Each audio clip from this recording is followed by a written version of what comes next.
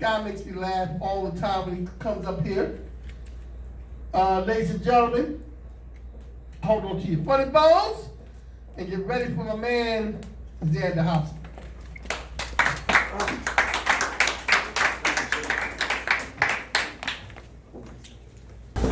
Oh boy, how y'all doing? All right. You'll notice whenever you see me a lot of times inside, I carry a cup around, man. That's how I get around wearing a mask. You know what I mean? Oh my God. Y'all guys know I'm one of these cynical people. I just don't believe in the coronavirus. I think it's all bollocks. I'm gonna get up here tonight. I'm gonna try not to use an ounce of profanity, but I think it's bollocks. Mr. Trump has conveniently contracted the coronavirus after cutting up so bad during that debate. You know, they was like, "Yo, bro, you better get out of that." So he went and got him a doctor's note, and he has coronavirus. And guess what? Now that he has that doctor's note, he don't have to do that other debate. Well, you know how it is. We do that all the time. We call out sick from work, and we go get us a doctor's note. Mr. Trump got him a doctor's note, and it doesn't apply. He's even wearing a mask now. That's one of the reasons why I knew that the coronavirus was complete and utter bollocks, is because the President of the United States, his life, the Secret Service would not have allowed him to walk around without a mask if the coronavirus was as serious as people said it was, because not President Trump's life that is so much they care about. It's the office of the presidency.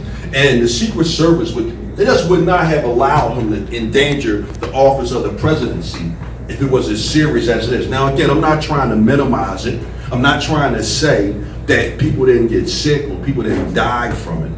I'm just saying that the coronavirus is probably a head cold opposed to heart disease and AIDS that they're making it out to be. Amazingly enough, Kenny's garments, they match the background of Silly's blues. You know what I mean? I don't know if he coordinated it like that or not. Big round of applause for this young lady's boots.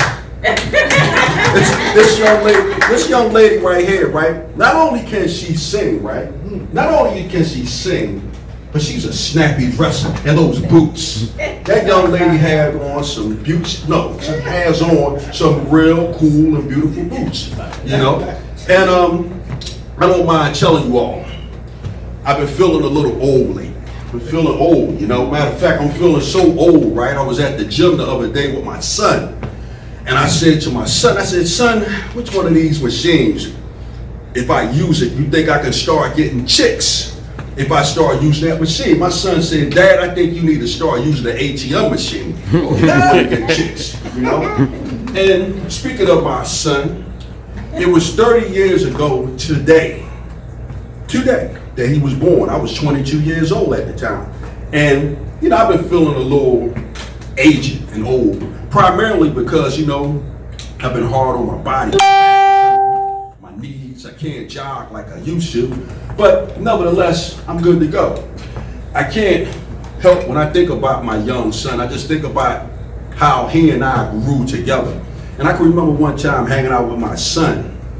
We stopped past the pharmacy, and I'm up there paying for the stuff, and next thing you know, my son comes walking up with this big box of tampons. Bam! And he throws them on the counter. I said, "Son, what are you doing with these tampons?" He said, "They're for you, Dad." I said, "Son, why did you give me some tampons?" He said, "Well, Dad, I was looking at the commercial and it said with tampons, you could ride a bike, you could swim, and you could ski. And Mom said you can't do any of them things, so I got them for you." So, yeah, it's something, man. Kids is something else, you know what I mean? And again, man, my son and I, we have grown together. I heard somebody up here earlier talking about comic books. I'm fond of Victor Von Doom and Batman. Those are two of my favorites if we're talking about comic books. But, moving around doing this stand-up comedy thing, right? I'm an observational person. I'm always looking to write my next joke. And one of the things I like to do, I was hanging out with a guy the other day. You ever hang out, what's your name, young lady? Oh, then, okay, look at her with that pretty smile and that cute little nose of yours.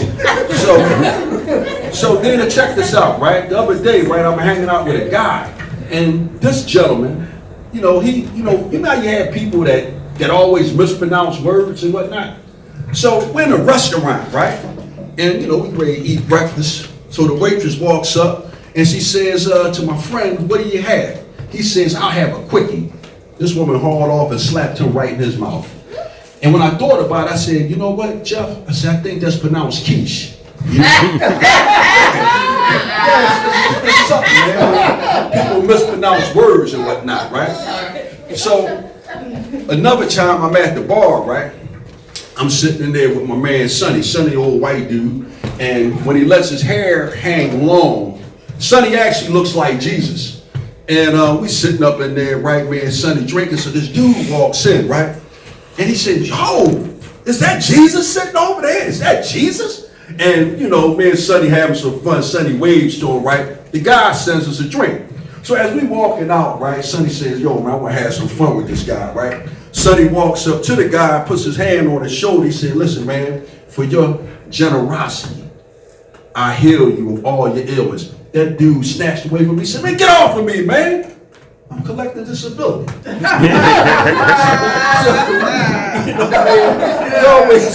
I'm always meeting some interesting people out here, man. And I remember, man, years ago, back in 1983, for those of you who don't know, I used to be an amateur boxer. I was better than some, not as good as others, but I could hold my own. But I was out at Columbus at the Ohio State Fairs, and I met the man who would go on to be one of the most fearsome heavyweight champions of the world, Iron Mike Tyson. So, we out there, I'm out there, I'm winning my fights, Mike is winning his fights, and we was out in town a little later after the fights, right? We walking around downtown, and I got separated from the other fighters and whatnot, right? So I'm walking down the street, and next thing you know, these ruffians come running up on me, right? Well, I was a young pugnacious guy. That's right up my alley, fighting. So right away, right, I knocked two of them out. Bam, bam. Well, the other was three of them left, and one of them gripped me from the back, and the other dude, he reached in my pocket, man, and he took all my money. Well, next thing you know, man, I heard a commotion, and Mike was standing right there, man. Before I knew, all these guys were stretched out. And Mike, he went over to the guy that took my money and handed it back to me. And he said, "Xander, man, geez, man, you were putting up a ferocious fight, man. But you was fighting like that, man, for 15 cents. Man, why didn't you just give it to him?" I said, "Mike, I thought they was going for the $20 in my sock, So, me and Mike, we got to be pretty cool, right? And I'll never forget, I was out in Vegas, man. I'm out there gambling, man. Lost all my money, man. Lost every cent that I had, right?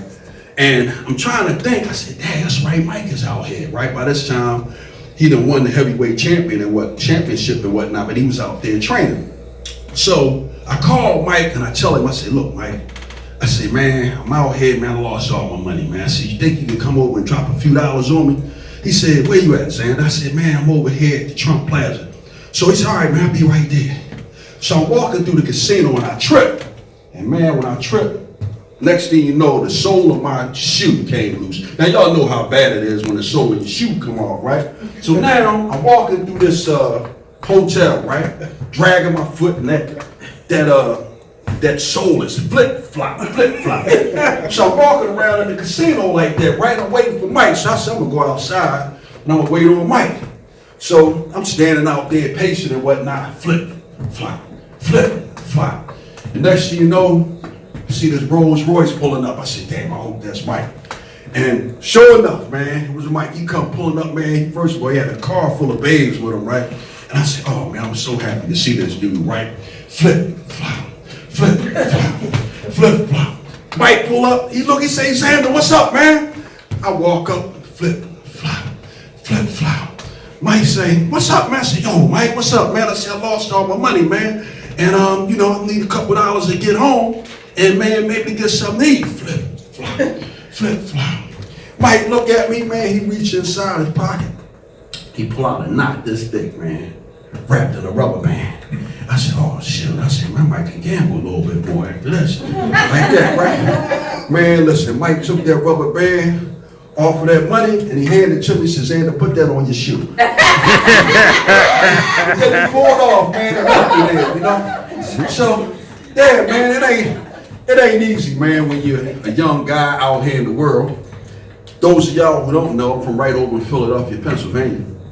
And how many of y'all know the great Bernard, the executioner Hopkins? Anybody ever heard of Bernard? Oh, yeah. How many of y'all know Bernard Hopkins? Yes, sir. Let me tell you something. I hated his guts when we was kids. I love him now because he went on to live a finer, better life. But when we was kids, man, I hate Bernard Hopkins. Let me tell you, the first time I ever met Bernard Hopkins, it was years ago. By that time, right, I started boxing myself.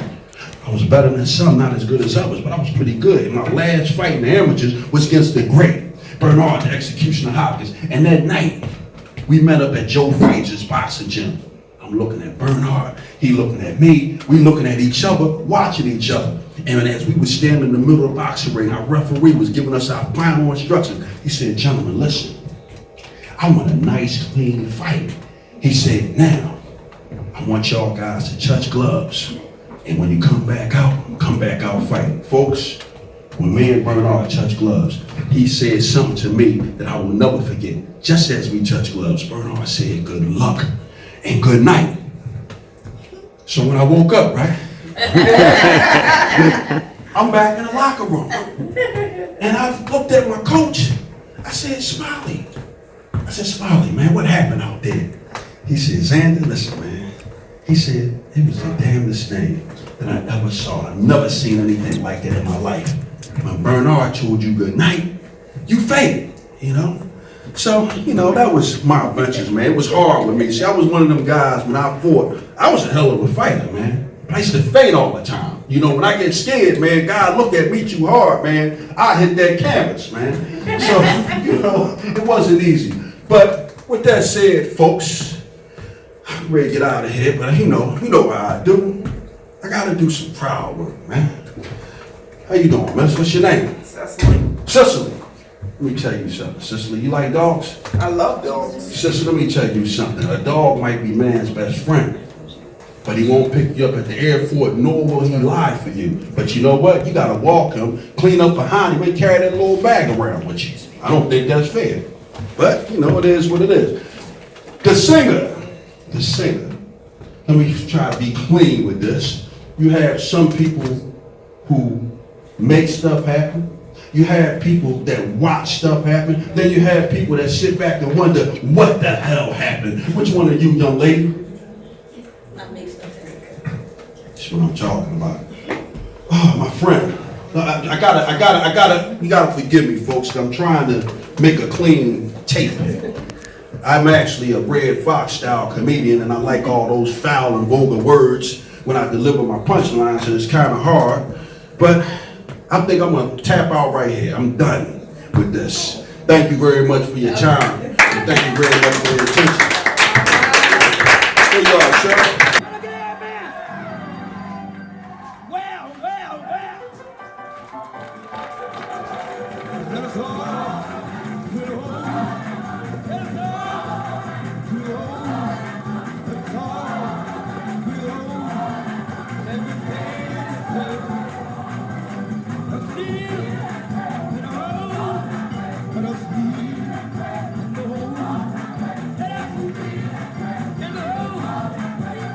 Bam! Thanks, brother.